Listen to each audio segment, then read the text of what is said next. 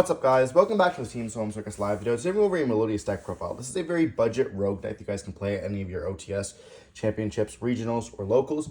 It has a really good Rising matchup, being able to bounce back the cards to the hand. They already have used a special summon themselves out, as well as having the ability to play against the Malice deck. You can actually Malice bounce back one of their monsters. They have to have another extender as well, something else. And if you Lancia them on top of that, it's going to be quite hard. The follow-up in this deck is also amazing. So if they don't OTK you, you normally have the ability to do anything else that you want afterwards.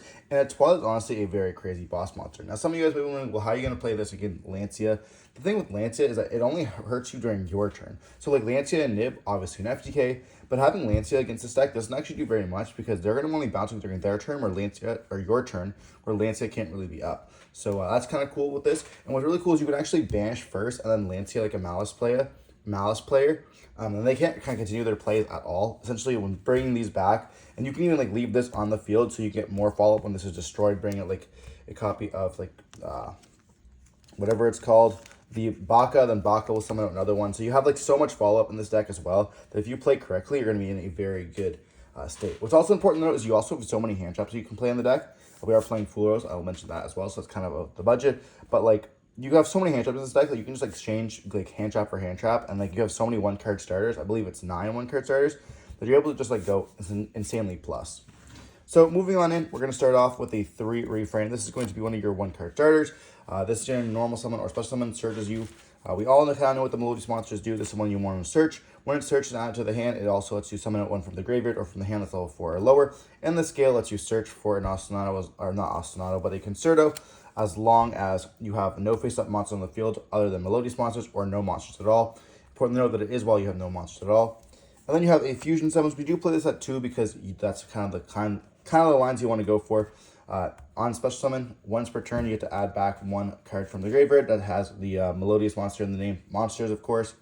And then you just activate the effect of fusion summon using it. A very good Ghost Ogre target for anyone playing against this deck. But yeah, pretty nice. Not once per turn fusion summons, always going to be nice. Then for the extenders, we do play the 2 Sonata and the 1 Cannon. You can play 3 Sonata if you want to for more attack boost, but this just allows us to play Baguska, therefore we're playing it. Then for the 1-0s, we are playing the 1 Aria and the 1 Shapina. We're not playing the LG. The LG can be played in the side deck if you want to, but not that much destructions going on in the format, you know, with Raigeki and stuff like that. Now that Tempai is kind of gone, you don't need to play that in the main deck, so we can move it to the side deck without no risk. That's really it for the Melodious monsters. Now for the hand traps, I guess a portion of the deck. So as we mentioned earlier, we play lots of hand traps. So starting off, we play the 3 Herald. We're playing a fairy deck, therefore we're going to be playing Herald.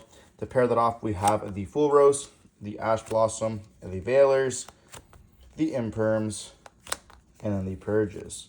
So lots of hand traps in this deck, you guys can see. Full Rose is really good because it lets you draw into those fairies you can discard off this.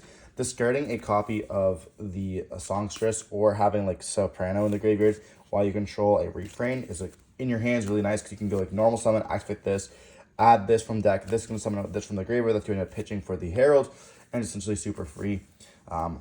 What's important though with Full Rose is that you don't actually get that much potential off. Like a lot of the times when you open up in another deck Full Rose, different engines will do like different things will kind of like progress. In this, you don't really want to see like 3 engine pieces, 2 hand traps. You want to see like 1 to 2 engine pieces and the rest of them hand traps, because all your 1-card starters kind of get you in the same thing, and a lot of them like kind of clog themselves up. So drawing into that many cards aren't going to be the greatest. But what's really important to note with this deck is that Full Rose can actually be discarded off your Link monster, which is why it does not really matter if you go first. You can discard it, or any of the cards you end up drawing that you don't really need, or you get hand trapped on one of them, you can discard off the Link monster. It's going to get you pluses. We're playing a light deck. Obviously, we can play Purge. We kind of all know that with Blue Eyes coming up. And then, of course, these are the hand traps of the format. You can really change whatever one else you want. If you don't want to play Veil, you want to play Ogre, you want to play Droll, you definitely can. Now, we can't play Nibiru, unfortunately, because we are going to be playing Ostinato as well as the first movement solo. That's something to mention kind of in a bit.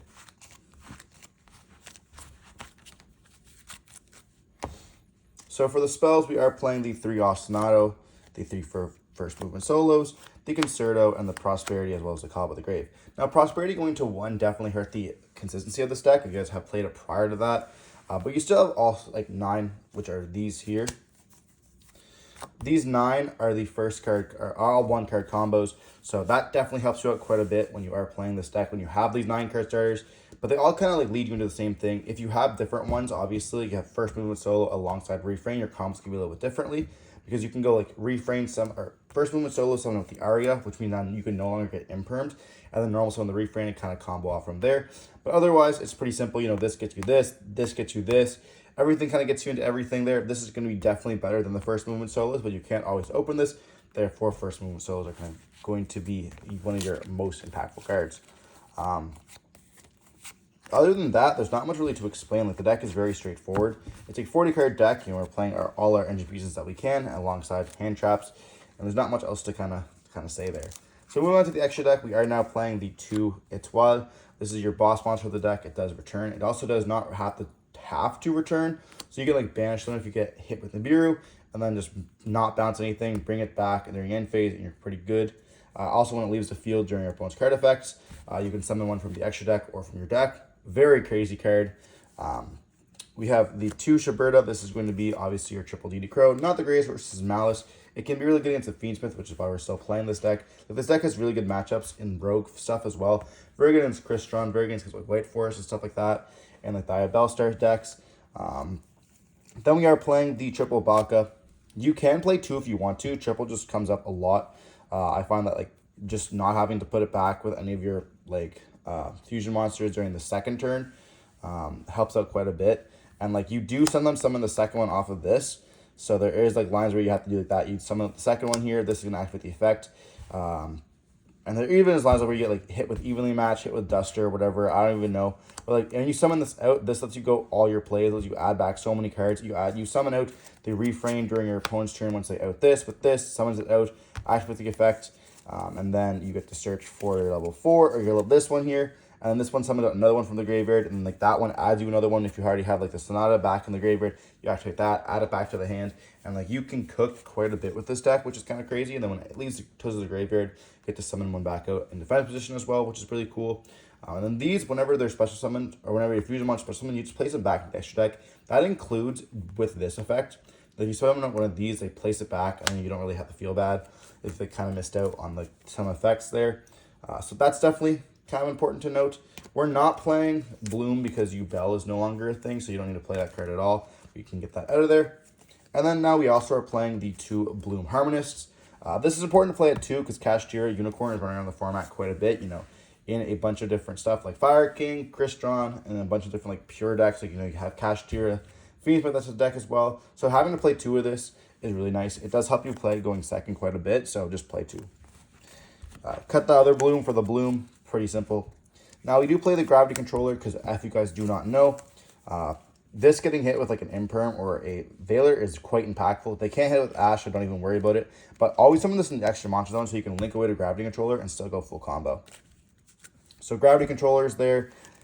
Hazard Lyridos is there, so if you want to play Nibiru in the side deck, you can, or you get Ibleed. You have to go into a link monster, so important to know that if you do play Nib, you can make this, but you're cutting off some of your 1-card starters, which is kind of unfortunate. But this lets you play the Abyssal and Nibiru in the side deck. It's just not really worth it in the main deck. Then you're playing the SP Little Knight because it is going to be a very good card. You can just make it sometimes, which is impactful.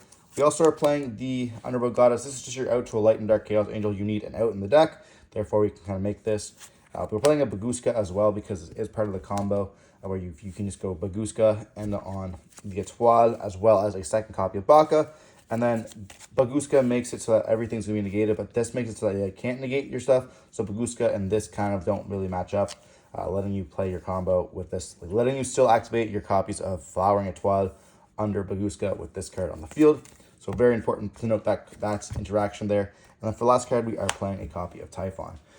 This is my 15th slot. It can be really whatever else you want to. We're just opting to play this because it's a fun card to play. And obviously the Agovi package is still going strong. Regardless, hope you're watching the deck profile. Let me know in the comment section down below if you have any other questions or other suggestions.